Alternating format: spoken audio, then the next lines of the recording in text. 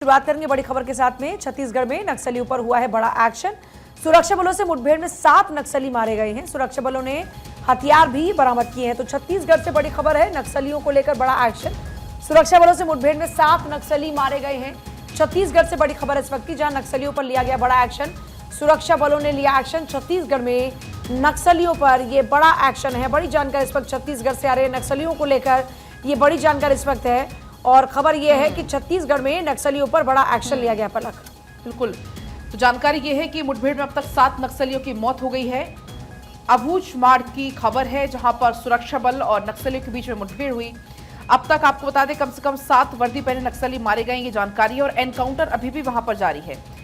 जानकारी मिली है कि सुरक्षा बलों को नारायणपुर बीजापुर जिले के बॉर्डर इलाके में नक्सलियों की सूचना मिली थी। इसके बाद नारायणपुर, दंतेवाड़ा और बस्तर जिले में डीआरजी, बस्तर फाइटर्स के साथ एसटीएफ की टीमें मिलकर संयुक्त अभियान चला रही थी। 23 मई को सुरक्षा बलों की टीम उस इलाके में पहुंची और वहां पर फायरिंग शुरू हुई। इसके बाद सुरक्षा बल और नक्सलियों के बीच में एनकाउंटर अभी भी जारी है। जानकारी मिल रही है एनकाउंटर साइट से 7 हथियार भी अब तक बरामद हुए हैं। उनके मुताबिक मुठभेड़ अभी भी जारी है। और इस घटना के बाद से आपको बता दें, सुरक्षा बलों के साथ साथ अलग अलग एनकाउंटर में अब तक कुल 112 नक्सली मारे जा चुके हैं। जानकारी मिल रही है। आगे बढ़ेंगे, बड़ी खबर आपको इस बीच बताएंगे। कोलकाता से बड़ी खबर है, बड़ी जानकारी कोलकाता से है, जहां पर आज रैली निकालेंगे भिक्षु। तो ये बड़ी खबर आपको बता रहे हैं, सीएम ममता बनर्जी की टिप्पणी के विरोध में ये रैली होगी। और ऐसे में सीएम ममता ने भिक्षुओं के खिलाफ टिप्पणी की थी। रामकृष्ण मिशन के भिक्षुओं के खिलाफ टिप्पणी की थी, जिसके बाद देखिए किस तरीके से मुश्किलें उनकी बढ़ रही है। और आज ऐसे में अब जो भिक्षु हैं वो कोलकाता में रैली निकालेंगे। ममता बनर्जी की टिप्पणी के विरोध में ये रैली निकाली जाएगी। दरअसल सीएम ममता बनर्जी ने भिक्षुओं के खिलाफ टिप्पणी की थी, जिसके बाद जो भिक्षु हैं वो काफी नाराज हो गए और अब वो ममता बनर्जी की इस टिप्पणी के खिलाफ रैली निकालते हुए आज नजर आएंगे। ममता बनर्जी अक्सर कुछ ऐसे न ऐसे बयान दे देती है, जिसके बाद उनकी मुश्किलें खड़ी हो जाती है। ये कोई पहली दफा नहीं है, लेकिन आप देखिए चुनाव इस वक्त चल रहे हैं और सीधा सीधा क्या इसका असर, यानी कि ममता बनर्जी का इस टिप्पणी का असर भी इस चुनाव पर अब पड़ेगा, ये देखने वाली बात होगी। बिल्कुल, फिलहाल कोलकाता में आज रैली है, जिसके ऊपर नजरें लगातार भारत 24 की बनी हुई है। पल पल की अपडेट और तस्वीरें आप तक पहुंचाएंगे। सीएम ममता बनर्जी के खिलाफ टिप्पणी का पूरा ये और देखिए साक्षी, क्योंकि जाहिर सी बात है अब भारतीय जनता पार्टी को भी एक बैठा बिठाया मुद्दा मिल गया है इस पूरे मामले पर। सीएम ममता बनर्जी को घेरने के लिए उनकी तरफ से जो टिप्पणी की गई है, तो देखना किस तरीके से सियासत भी इस पूरे मामले में होती है। आगे बढ़ते बाद मध्य प्रदेश की करेंगे। एमपी में बिगड़ती कानून व्यवस्था पर मुख्यमंत्री नाराज है। सीएम डॉक्टर मोहन यादव ने अधिकारियों की बैठक बुलाई है। डीजीपी सहित पीएचक्यू के चुनिंदा एडीजी इसमें शामिल होंगे। बैठक में मुख्य सचिव वीरा राणा भी होंगी मौजूद। तो जो मुख्यमंत्री हैं मध्य प्रदेश के डॉक्टर मोहन यादव, उनकी तरफ से बाकायदा बैठक बुलाई गई है। डीजीपी भी इस बैठक में मौजूद रहेंगे। बिगड़ती कानून व्यवस्था को लेकर सीएम नाराज हैं, जो कुछ खबरें आ जाती है सामने, और इसी को लेकर ये अधिकारियों की बैठक बुलाई गई है। डीजीपी सहित पीएचक्यू के जो चुनिंदा एडीजी है वो भी इस बैठक में शामिल होंगे और बैठक में मुख्य सचिव भी मौजूद रहेंगी। दरअसल खुद सीएम डॉक्टर मोहन यादव निर्देश कानून व्यवस्था को लेकर देंगे अधिकारियों को जब मीटिंग करेंगे। कुछ ऐसी खबरें आई जिसके बाद नाराजगी भी खुद सीएम के सामने आई और वो चाहते हैं कि राज्य में कानून व्यवस्था का राज हो, यानी कि हर कोई कानून व्यवस्था को माने और कोई भी ऐसी खबर सामने ना आए या फिर कुछ भी ऐसा ना हो जिसको लेकर कानून व्यवस्था पर सवाल राज्यों को लेकर खड़े किया जाए। इसीलिए माना जा रहा है कि काफी अहम बैठक है जो सीएम की तरफ से बुलाई गई है। इस बीच खबर उत्तर प्रदेश से। उत्तर प्रदेश के डिप्टी सीएम ब्रजेश पाठक आज चुनाव प्रचार करते हुए नजर आएंगे। सलेमपुर में के सेंट पॉल पब्लिक स्कूल में जनसभा को संबोधित डिप्टी सीएम के द्वारा किया जाएगा। डिप्टी सीएम ब्रजेश पाठक मऊ में बैठक भी साथ साथ करने वाले हैं। और इस बीच संगठनात्मक कार्यकर्ताओं के साथ में ये बैठक होने वाली है। लोकसभा घोसी में बैठक होगी। पीएम नरेंद्र मोदी की जनसभा को लेकर चर्चा यहां पर की जाएगी। तो जहां एक तरफ उत्तर प्रदेश के मुख्यमंत्री योगी आदित्यनाथ आज 4 जनसभाओं को संबोधित करते हुए उत्तर प्रदेश में नजर आने वाले हैं, उस बीच डिप्टी सीएम ब्रजेश पाठक भी यहां पर तमाम जनसभाओं को संबोधित करते हुए और मीटिंग्स करते हुए नजर आने वाले हैं। लोकसभा चुनावों के ऊपर लगातार फोकस बीजेपी का है। ऐसे में छठे चरण के लिए जहां कल वोटिंग होनी है, वहीं 7वें चरण के लिए तमाम जो चुनाव प्रचार है वो तेजी के साथ में आगे बढ़ता हुआ नजर आ रहा है। आज ब्रजेश पाठक, जो कि यूपी के डिप्टी सीएम है, वो जनसभा को संबोधित करते हुए नजर आएंगे। सलेमपुर के सेंट पॉल पब्लिक स्कूल में जनसभा सबसे पहले वो संबोधित करेंगे। उसके बाद में मऊ में बैठक को भी यहां पर संबोधित करते हुए नजर आएंगे। संगठनात्मक कार्यकर्ताओं के साथ में ये बैठक। तो देखिए, एक तरफ जहां लोकसभा चुनाव को लेकर तैयारियां आप जोरों पर देख रहे हैं, संगठनात्मक तौर पर जाहिर तौर पर जो इस वक्त बैठकों का दौर है वो लगातार जारी है, क्योंकि छठे और सातवें चरण के लिए इस वक्त मतदान की प्रक्रिया लगातार आप देख रहे हैं कि अब एक तरफ जहां छठे चरण के लिए कल वोटिंग होगी, तो वहीं 1 तारीख को सातवें चरण के लिए वोटिंग होगी। तो प्रक्रिया को लेकर तैयारियां भी जोरों पर है। आगे बढ़ते बात होगी सीबीआई केस में राउस एवेन्यू कोर्ट जो सुनवाई करने जा रहा है। लालू यादव सहित अन्य के खिलाफ में मामला दर्ज है और मामले पर सुनवाई होगी। सीबीआई ने 6 मार्च को ही मामले में तीसरी सप्लीमेंट्री चार्जशीट दाखिल की थी और भोला यादव को आरोपी बनाया था। तो इस पूरे मामले को लेकर देखिए, आज राउस एवेन्यू कोर्ट में सुनवाई होने जा रही है। 6 मार्च को तीसरी चार्जशीट दाखिल की गई थी और अब इस पूरे मामले की अगर बात करते हैं, भोला यादव को आरोपी बनाया गया था। तो कुल मिलाकर देखा जाए तो ये कहा जा सकता है कि मुश्किलें जरूर बढ़ सकती हैं लालू एंड फैमिली की भी। सीबीआई केस में राउस एवेन्यू कोर्ट मामले पर सुनवाई करेगा। लालू यादव के खिलाफ में ये मामला सीबीआई केस में राउस एवेन्यू कोर्ट में आज सुनवाई होगी। सीबीआई ने सप्लीमेंट्री चार्जशीट भी दाखिल की थी। तीसरी ये सप्लीमेंट्री चार्जशीट थी, 6 मार्च को ही तीसरी चार्जशीट दाखिल की थी। भोला यादव को इसमें आरोपी बनाया गया था। सीबीआई केस में राउस एवेन्यू कोर्ट में आज सीबीआई जो मामला है उसमें राउस एवेन्यू कोर्ट में सुनवाई होगी। लालू यादव को लेकर भी माना यह जा रहा है कि और तस्वीर क्लियर होगी कि इस पूरे मामले में उनको लेकर क्या जो है सज़ा रहती है, या फिर इस पूरे मामले में किन किन धाराओं के तहत में उनके खिलाफ में सज़ा का जो है वो ऐलान होगा। खैर, इस तरीके से अगर देखा जाए तो बहुत ही बारीकी से इस पर नज़र बनी हुई है कि आज क्या रहने वाला है।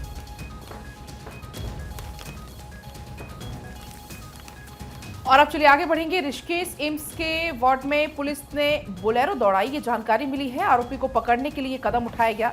महिला डॉक्टर से छेड़छाड़ का ये पूरा मामला है। तस्वीरें भी इसके सामने आई है। भीड़ उग्र हो रही थी इसलिए ऐसा किया, ये पुलिस की तरफ से बाद में सफाई दी गई। तस्वीर आप देख पाएंगे एम्स में जब पुलिस की जीप घुस गई। उत्तराखंड के ऋषिकेश में आपको बता दें, एम्स की 4थी मंजिल पर इमरजेंसी वार्ड में बोलेरो ले जाने की तस्वीर सामने आई है। और हालांकि इसमें पुलिस ने सफाई दी और कहा है कि महिला डॉक्टर से छेड़छाड़ का मामला था, आरोपी को पकड़ना था, इसलिए डॉक्टर्स के प्रदर्शन को देखते हुए ऐसा किया गया। तो ये तस्वीर आप देखकर बेहद हैरानी वाली ये तस्वीर है, जहां पर एम्स के वार्ड में पुलिस की कार घुस गई और वहां पर हालांकि जब लोगों ने देखा, अफरा तफरी वहां पर मच गई। पुलिस की तरफ से इसमें सफाई भी दी गई कि आरोपी को पकड़ना था, उसके लिए आनन फानन में एक कदम उठाया गया। महिला डॉक्टर से छेड़छाड़ का हवाला वहां पर दिया गया। इस पूरे मामले में कहा कि भीड़ उग्र हो रही थी, इसलिए ऐसा कदम हमें उठाना पड़ा। साक्षी बिल्कुल, देखिए पलक, क्योंकि एम्स की जो तस्वीरें ऋषिकेश के सामने आई हैं, सोशल मीडिया पर भी ये बहुत ज़्यादा वायरल हुई हैं और इन तस्वीरों को लेकर अलग अलग सवाल भी खड़े हुए हैं। पुलिस की तरफ से कहा गया, क्योंकि प्रदर्शन लगातार चल रहा था, जो लोग एम्स जा रहे हैं उन्हें दिक्कतों का सामना करना पड़ रहा था। और आप सोचिए, क्योंकि जो ऋषिकेश एम्स है, दूर दूर से लोग वहां पर आते हैं, पूरे उत्तराखंड से। जो तस्वीर सामने आई, कुछ मरीज दिख भी रहे हैं वहां पर अगल बगल में, और पुलिस की जो गाड़ी है वो जा रही है और पुलिस की तरफ से तर्क दिया गया, क्योंकि प्रदर्शन हो रहा था। जिस तरीके से महिला डॉक्टर के साथ छेड़छाड़ की गई है, अश्लील वीडियो भेजने का पूरा मामला था, तो अंदर जाना था और आरोपी को पकड़ना था, लेकिन वहां पर प्रदर्शन की वजह से उनको जाने नहीं दिया जा रहा था, इसीलिए कदम उनकी तरफ से उठाया गया। आगे बढ़ते हैं, बात छत्तीसगढ़ की करेंगे। छत्तीसगढ़ में सुरक्षा बलों का एक्शन लगातार जारी है। 7 नक्सलियों को मार गिराया गया है। सभी के शव और हथियार भी बरामद किए गए हैं।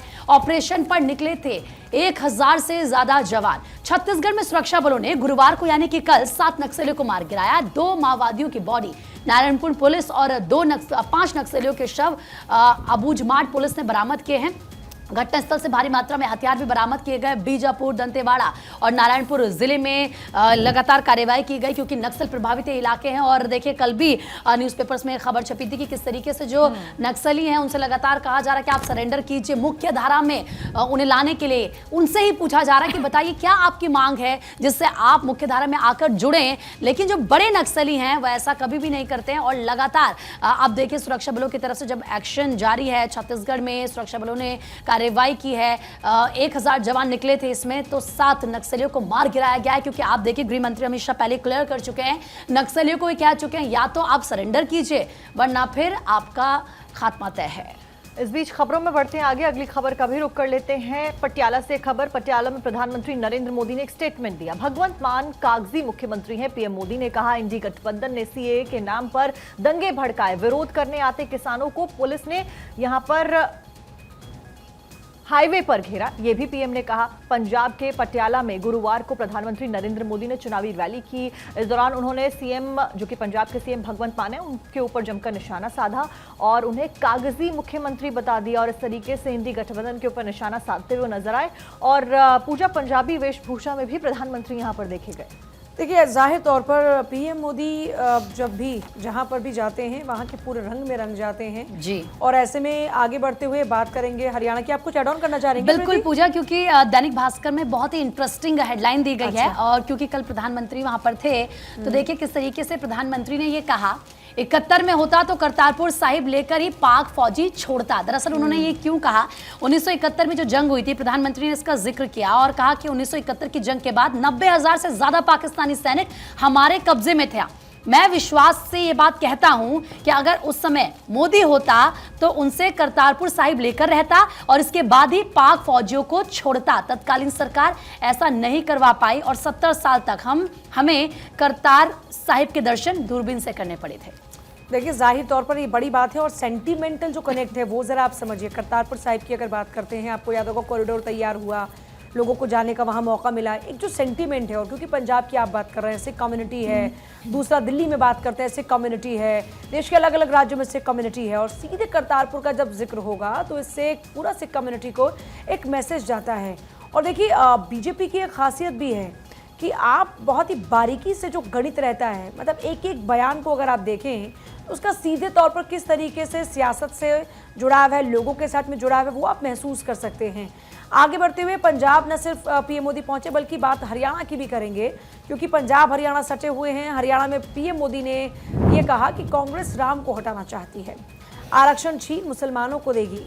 और प्रधानमंत्री मोदी गुरुवार को हरियाणा के महेंद्रगढ़ में पहुंचे, यहाँ उन्होंने चुनावी जनसभा को संबोधित किया। इस दौरान कांग्रेस पर खुलकर हमला बोलते नजर आए। उन्होंने कहा कांग्रेस पूरे देश से राम के नाम को हटाना चाहती है, दलित, पिछड़ों, ओबीसी का आरक्षण मुसलमानों को देना चाहती है। अब जब आप महेंद्रगढ़ जिले की बात करते हैं तो खास तौर पर उस जिले के अंदर ओबीसी जो वोटर है वो बड़ा इंपॉर्टेंट है। ऐसे में उस ओबीसी को पीएम मोदी ने ये बताने की कोशिश की कि जिस तरीके से कर्नाटक में ये लोग ओबीसी में मुसलमान को शामिल कर रहे हैं, वैसे ही ये यहाँ जो पिछड़े वर्ग के लोग हैं उनका आरक्षण छीन कर मुस्लिम्स को दे देंगे। कांग्रेस के ऊपर वो ये आरोप लगाते हुए नजर आए। और दूसरा ये कि कांग्रेस राम को हटाना चाहती है। तो हरियाणा में चुनाव प्रचार के लिए पहुंचे और देखिए, क्योंकि अब हरियाणा में कल जो 10 की 10 लोकसभा सीटों हैं वहां पर मतदान होने जा रहा है। दिल्ली के साथ साथ हरियाणा में भी वोटिंग होगी। ऐसे में जब चुनाव प्रचार के लिए पीएम मोदी वहां पहुंचे महेंद्रगढ़ में, तो उन्होंने खासतौर पर कहा कि ये लोग राम के नाम को मिटाना चाहते हैं और दूसरा आरक्षण को लेकर भी कांग्रेस पर हमला बोलते हुए नजर आए। और अब आगे बढ़ेंगे, अगली खबर है हरियाणा से ही, लेकिन ये है सड़क हादसे से जुड़ी हुई। अंबाला में हुआ है भीषण सड़क हादसा। बड़ी खबर है, बस और ट्रक की टक्कर में 7 लोगों की मौत हो गई, 25 घायलों को अस्पताल में भर्ती कराया गया। तो रफ्तार का कहर हरियाणा के अंबाला में देखा गया, जहां पर भीषण सड़क हादसा हो गया। बस और ट्रक की जोरदार टक्कर हुई, 7 लोगों की अब तक मौत की खबर इसमें मिल रही है और 25 लोगों के घायल होने की जानकारी है, जिनको तत्काल प्रभाव से अस्पताल पहुंचाया गया। वहां पर उन्हें इलाज मुहैया कराया जा रहा है। 25 लोग अस्पताल में भर्ती हैं, वहां पर इलाज उनका चल रहा है, कुछ की हालत इसमें गंभीर है। 7 की मौत की जानकारी मिल रही है। बस और ट्रक में हुई है जोरदार टक्कर। हालांकि पुलिस इस पूरे मामले में जांच कर रही है कि वजह आखिर क्या कुछ रही, किस वजह से यह हादसा हुआ, इसको पता लगाने की फिलहाल पुलिस कोशिश कर रही है। तो कैसे ये हादसा हुआ, इसके पीछे की क्या वजह है, इसको लेकर अब जांच तेजी के साथ की जा रही है। आगे बढ़ते हैं, मालीवाल पर मारपीट केस को लेकर पहला इंटरव्यू उन्होंने दिया है। खुद उन्होंने ये इंटरव्यू दिया है। विभव ने थप्पड़ और लात मारी। स्वाति मालीवाल की तरफ से कहा गया मदद के लिए कोई नहीं आया, केजरीवाल घर में ही थे। एक बार फिर से इस बात को स्वाति मालीवाल ने दोहराया है। आम आदमी पार्टी की राज्यसभा सांसद स्वाति मालीवाल ने अपने साथ हुई मारपीट के बाद पहली बार इंटरव्यू दिया। उन्होंने ये जो इंटरव्यू दिया है न्यूज एजेंसी एनआई को, इसमें उन्होंने कहा कि वे 13 मई को सुबह 9 बजे के करीब मुख्यमंत्री अरविंद केजरीवाल से मिलने सीएम आवास गई थी। यहाँ ये सब कुछ हुआ और देखिए किस तरीके से वो लगातार ये भी कह रही हैं कि सीएम हाउस में मेरा चीरहरण हुआ है। दरअसल स्वाति मालीवाल ने लगातार इस पूरे मामले पर ये कहा कि मैं इस समय बहुत ठगा हुआ महसूस कर रही हूँ, मेरे साथ जो हुआ बहुत गलत हुआ, मेरा सब कुछ खत्म हो गया है। चीरहरण मेरा उस घर में हुआ, यानी कि सीएम आवास में हुआ, लेकिन चरित्र हरण मेरा रोज चलाया जा रहा है। उनसे पूछा गया कि मीडिया रिपोर्ट के अनुसार केजरीवाल एक वरिष्ठ वकील को राज्यसभा भेजना चाहते हैं, तो इस संबंध में हमला हुआ। इस पर मालीवाल ने कहा कि मेरे साथ जो व्यवहार हुआ उसके बाद दुनिया की कोई शक्ति लग जाए मैं इस्तीफा नहीं दूंगी। और कल क्योंकि जो इंटरव्यू उनका हुआ है, वो कहते तो मैं सांसद का पद छोड़ देती, लेकिन जिस तरह उन्होंने मुझे पीटा है, अब चाहे कोई भी शक्ति लग जाए मैं इस्तीफा नहीं दूंगी। वो ये भी कह रही हैं। और देखिए इंटरव्यू में उन्होंने ये भी कल कहा कि मैं महिलाओं की, मैं लड़कियों की जिनको प्रताड़ित किया जाता है, जिनके साथ गलत होता है, उनकी आवाज उठाती हुई आई हूं, लेकिन जब मेरे साथ ही ये हुआ है और मेरे साथ जिस तरीके से बर्ताव किया जा रहा है, मैं इन चीजों को लेकर नहीं जी सकती हूं। कल उनकी तरफ से कहा गया। साक्षी और मालीवाल ने कहा कि दैनिक जागरण में जो हेडलाइन है कि मैंने किसी को क्लीन चिट नहीं दिया। स्वाति मालीवाल ने कहा कि मैं राज्यसभा सीट कभी नहीं छोड़ूंगी, बहुत मेहनत करूंगी और एक आदर्श सांसद बनूंगी। उन्होंने कहा कि मैंने 2006 में इंजीनियरिंग की नौकरी छोड़ दी और केजरीवाल के साथ में जुड़कर जमीनी स्तर पर काम किया। मैं बिना किसी पद के भी काम कर सकती हूं, लेकिन अब मुझे इतनी बेरहमी से पीटा गया है तो अब मैं अपनी राज्यसभा सीट कभी नहीं छोड़ूंगी। मैं सबसे कम उम्र की महिला सांसद हूं, मैं बहुत मेहनत करूंगी और एक आदर्श सांसद भी बनूंगी। ये बात उनके द्वारा कही गई। बढ़ते हैं आगे, बात करते हैं अंतर्राष्ट्रीय जगत से जुड़ी खबरों की, जिसमें किर्गिस्तान का जिक्र। किर्गिस्तान में भारतीयों पर हमले का यह पूरा मामला, जिसमें स्टूडेंट बोली है कि हमें बचाओ। सड़कों पर मारपीट हो रही है, लड़कियों से बदसलूकी हो रही है। लड़की के द्वारा बताया गया सब कुछ सामान्य है। भारतीय दूतावास हालांकि कहता हुआ नजर आया। किर्गिस्तान की राजधानी बिश्केक में 13 मई को मिस्र और अरबों के बीच में लड़ाई हुई, जिसके बाद में हिंसा भड़क उठी। किर्गिज लोग भारत और पाकिस्तान और बांग्लादेश के छात्रों को निशाना बना रहे हैं। उधर बिश्केक स्थित भारतीय दूतावास ने फिलहाल यहां पर बयान जारी कर कहा है कि पिछले कुछ दिनों में शांति का माहौल बना है और हालांकि जो स्टूडेंट्स है वो भी कह रहे हैं कि हमें बचाओ। और राजस्थान से इस वक्त एक बड़ी जानकारी मिल रही है। उदयपुर में एक खाई में बस गिर गई है। हादसे में 15 से ज्यादा लोग घायल हुए हैं। तो खाई में बस गिरी, जिसके बाद से खबर मिल रही है कि काफी सारे लोग इसमें घायल हुए हैं। ये खबर हादसे से जुड़ी हुई है, जिसमें 15 से ज्यादा लोगों के घायल होने की सूचना अभी तक मिल रही है। राजस्थान का उदयपुर इलाका, जो कि एक टूरिस्ट स्पॉट भी है, उदयपुर में एक बस खाई में जा गिरी। हादसे में 15 से ज्यादा लोगों के घायल होने की सूचना अभी तक मिल रही है। अभी क्या स्थिति बनी है उसको लेकर बहुत ज्यादा अपडेट नहीं, लेकिन अभी जो जानकारी मिल रही है उसके मुताबिक राजस्थान में उदयपुर में खाई में एक बस जा गिरी है और इसी हादसे में 15 से ज्यादा लोग घायल हुए हैं। और इस बीच अगली बड़ी खबर पुणे से, जहां पर 146वें एनडीए दीक्षांत समारोह का आयोजन किया जाएगा।